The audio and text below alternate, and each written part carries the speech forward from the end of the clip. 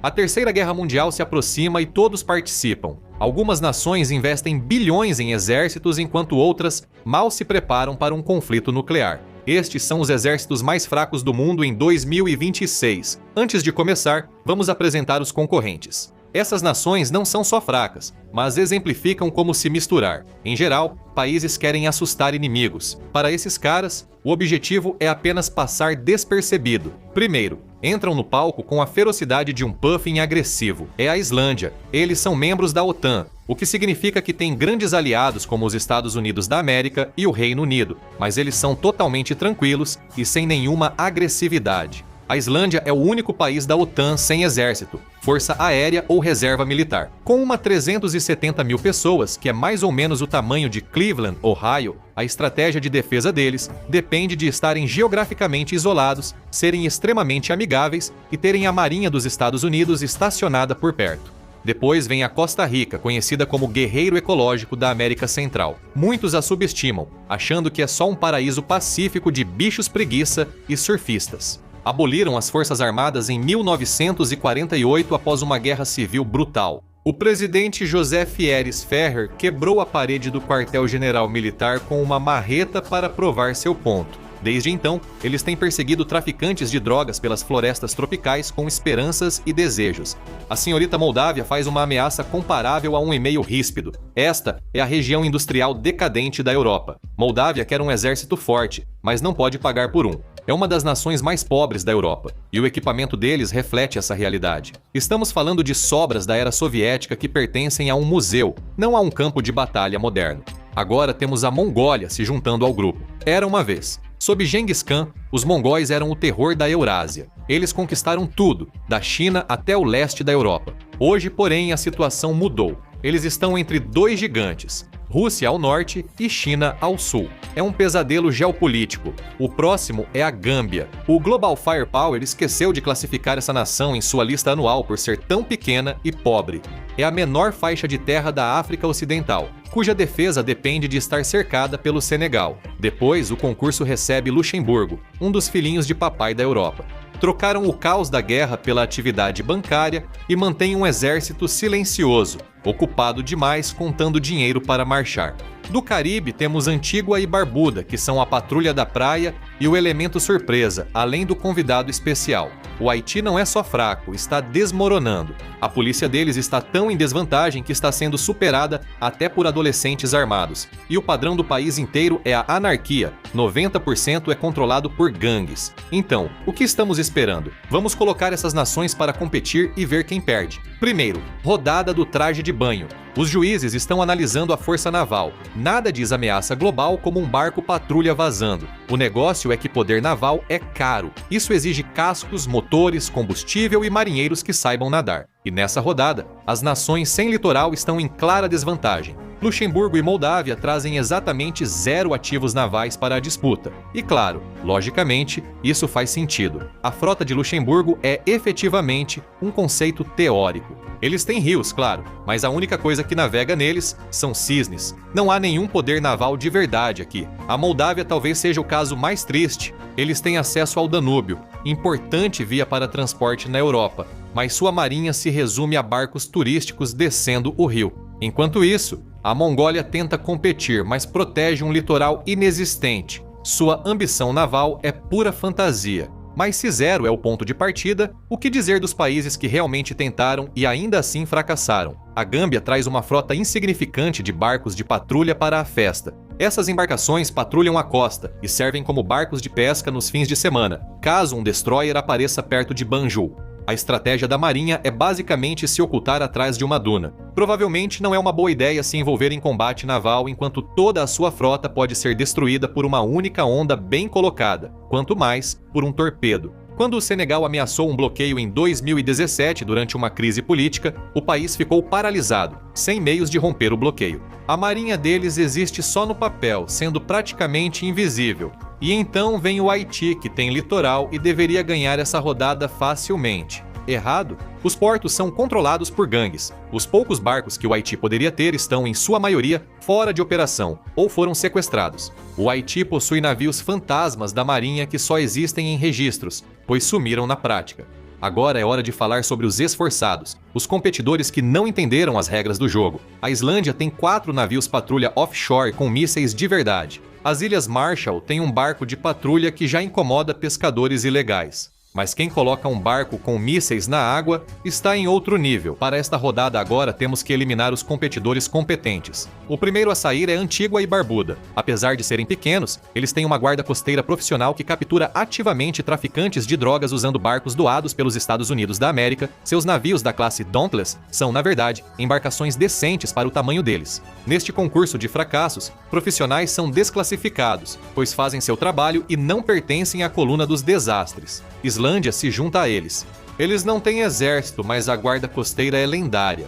Nos anos 1970, a Islândia disputou com o Reino Unido as guerras do bacalhau pelos direitos de pesca. Os britânicos enviaram fragatas da Marinha Real. A Islândia respondeu com traineiras da guarda costeira e saiu vitoriosa. Usaram cortadores especiais para sabotar as redes britânicas e até colidiram com navios de guerra. Se você enfrenta e vence a Marinha Real, é durão demais para este concurso. Islândia, você está eliminado por ser casca grossa. Avançam Luxemburgo, Moldávia, Gâmbia, Costa Rica, Mongólia e Haiti. Antes da próxima rodada, clique em inscrever-se. Esses exércitos não vencem guerras, mas você pode nos ajudar. O algoritmo está saindo da água para a terra firme. A próxima fase da nossa competição avalia a força de trabalho bruta. Militarmente, essa categoria se baseia na força de trabalho, enquanto superpotências contam milhões de soldados ativos. Os competidores aqui estão disputando para ver quem tem as forças mais perigosamente com falta de pessoal. Esses jurados estão procurando por exércitos que são praticamente inexistentes. Primeiro, Costa Rica. Eles apareceram sem militares ativos, pois aboliram deliberadamente o exército em 1948. Eles utilizam policiais treinados para assuntos internos, não para a guerra, e sua defesa nacional é baseada em diplomacia. No caso de uma invasão real, a única opção deles é recorrer a organizações internacionais como a Organização dos Estados Americanos ou Organização dos Estados Americanos. Essa estratégia se baseia na esperança, não em equipamentos militares. Apesar de terem 14 mil policiais, nenhum é treinado para armas antitanque ou pilotagem de jatos. Se um tanque cruzar a fronteira, eles poderiam até multar por estacionamento irregular, mas é só isso que podem fazer. Agora, eles investem esse orçamento militar em escolas, gastando mais de 7% do produto interno bruto em educação, bem acima da média global. A Gâmbia possui só 2.500 soldados para uma população de 26 milhões, uma proporção criticamente baixa. O exército deles é basicamente cerimonial, voltado à estabilidade interna, não à defesa territorial. A força está tão dispersa que um exército invasor poderia atravessar suas linhas sem encontrar resistência. O exército deles é só 2 batalhões de infantaria. Se lutarem em 2 frentes, vão ficar sem soldados. Luxemburgo enfrenta outro problema, pois possui apenas 900 a 1.000 soldados ativos. Ao contrário dos outros, esses soldados são bem treinados e usam equipamentos modernos, porém, sua função é apenas simbólica. Eles existem para manter a participação na OTAN, terceirizando, na prática, sua própria sobrevivência para vizinhos como França e Alemanha. O exército deles é menor que o da polícia de uma cidade média dos Estados Unidos da América e só oferecem um avião de transporte à frota europeia. É uma contribuição, claro, mas em uma luta isolada, Luxemburgo dura cerca de 45 minutos, Moldávia e Mongólia dependem da ilusão dos números. A Moldávia possui cerca de 6.000 soldados usando equipamentos soviéticos dos anos 1980 e sem tanques modernos. São uma força defensiva. Eles quase não têm transporte aéreo, tornando esses 6.000 soldados alvos fáceis para drones modernos. Enquanto isso, a Mongólia conta com 35.000 soldados, o que parece muito, mas eles estão geograficamente presos, já que ficam espremidos entre a Federação Russa e a República Popular da China. O poder militar deles é irrelevante, pois usam tecnologia dos anos 1970 que não suportaria um conflito moderno por 24 horas. O efetivo deles impressiona num desfile, mas é trágico numa guerra, refletindo a dura realidade do Haiti. O Estado está tentando mobilizar cerca de 2.000 pessoas nas Forças Armadas revitalizadas, mas eles estão em menor número em seu próprio território. Estimativas apontam que mais de 10.000 membros de gangues controlam a capital, frequentemente com armamento e drones superiores às forças de segurança do Estado.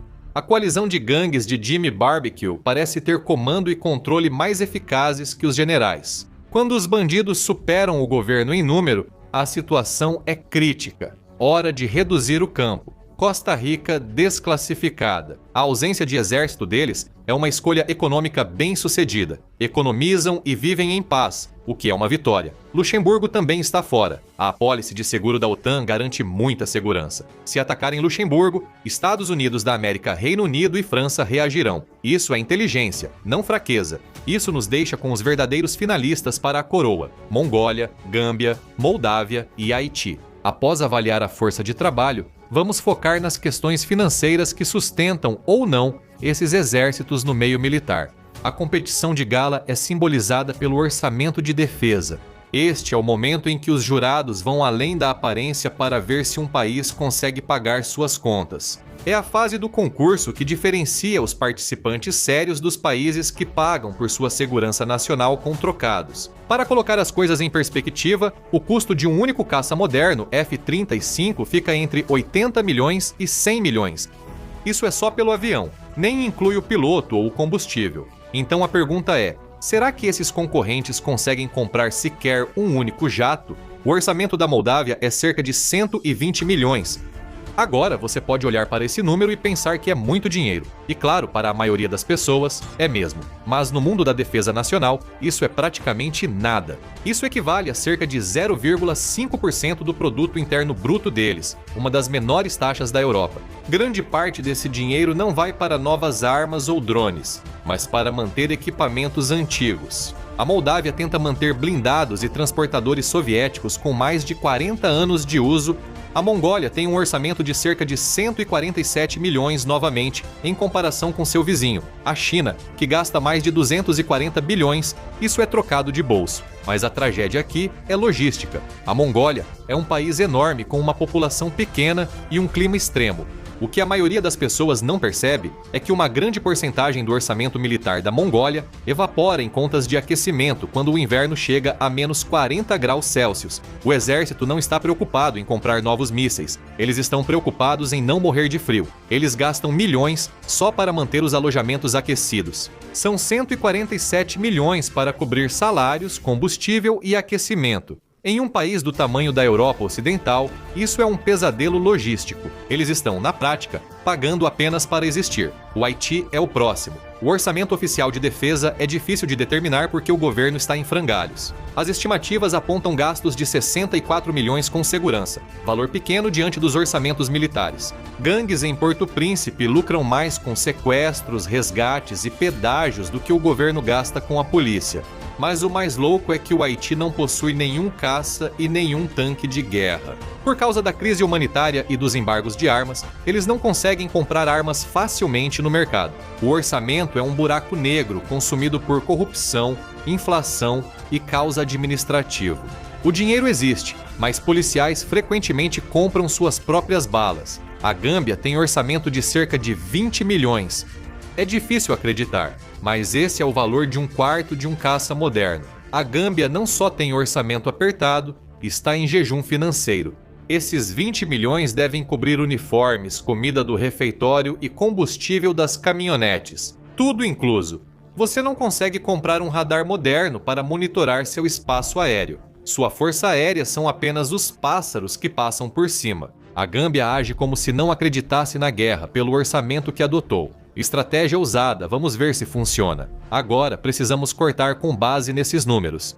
Mongólia e Moldávia, desculpem, mas vocês gastam muito. 120 e 147 milhões nessas economias. Estão se esforçando demais. Vocês possuem tanques mesmo antigos, jatos que quase não voam, estruturas e hierarquias, mas são eliminados por serem muito ricos e organizados. A disputa está entre os dois últimos, o colapso caótico do Haiti contra a pobreza zen da Gâmbia. Antes de coroar o vencedor do concurso de desastre militar de 2026, é hora de analisar quem realmente merece o título no Haiti. O clima é como uma edição da vida real de Uma Noite de Crime. O equipamento é de segunda mão, fuzis e o que quer que as gangues ainda não tenham roubado. A fraqueza é o fracasso total do Estado. O equipamento sumiu por falta de manutenção e os soldados estão sobrecarregados sem conseguir vencer. Mas aqui está o motivo pelo qual o Haiti não leva o título. O país está desclassificado porque atualmente está em guerra. A polícia haitiana e os remanescentes do exército estão travando batalhas. Eles ganham experiência diária e se endurecem na batalha. Um soldado em Porto Príncipe enfrentou mais combates em uma semana do que outro nos mares da Gâmbia durante toda a vida. Até mesmo uma zona de guerra caótica é mais militarizada do que uma existência pacata que exige coragem. Ela está desclassificada por ser uma zona de guerra, e não uma verdadeira fraca. Isso nos leva ao campeão da falta de ambição militar, que ainda se orgulha disso. A Gâmbia, a nação que esqueceu de aparecer. A vibe é externa ao escritório. Caminhonetes, óculos escuros, sem tanques ou caças. A fraqueza é terem terceirizado a sobrevivência. A estratégia de defesa é basicamente a esperança. O Senegal está de boa hoje, a fraqueza da Gâmbia é sua força. Eles são tão irrelevantes militarmente que atacá-los parece um desperdício de combustível? Essa é a defesa mais econômica. Não se invade um país que custa menos que um iate para manter, pois o retorno seria péssimo. Eles não têm tanques, marinha ou força aérea para ameaçar, bloquear ou bombardear ninguém. Com só 20 milhões, quase sem projeção naval e apenas 2.500 pessoas, a Gâmbia atingiu a pontuação máxima na competição. Parabéns! Eles mostraram que, em um mundo de tanques e drones, às vezes a melhor estratégia é ser pequeno demais para ser notado. Esses países mostram que ainda é possível confiar na paz, não no poder. Alguns países têm pouco poder militar, mas em conflitos globais, os lugares mais seguros nem sempre são os mais protegidos. A Terceira Guerra Mundial se aproxima, mas estes 10 países ainda são considerados seguros para quem busca sobreviver. Ou clique neste vídeo